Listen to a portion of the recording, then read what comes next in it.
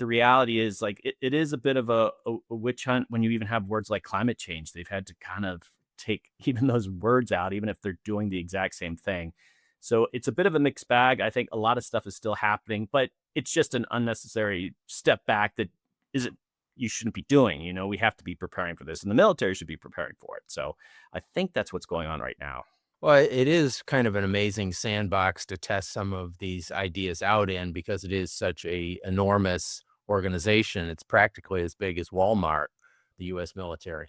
Winston Churchill, one of the big things he did as Secretary of the Navy before World War I was he changed all the ships of the British Navy from coal powered to oil powered. And that was a big change, which kind of led to the Navy being more effective. I think that that's probably similar to what could happen for the US.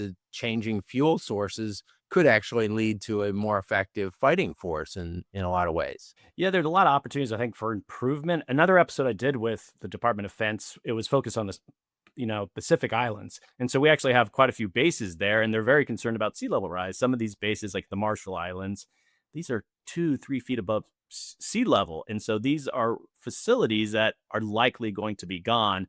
And so planning for these things, doing these things in advance where you have a little bit of time, this just makes sense. This is all about military readiness. And I think that's a good example of Churchill making that switch.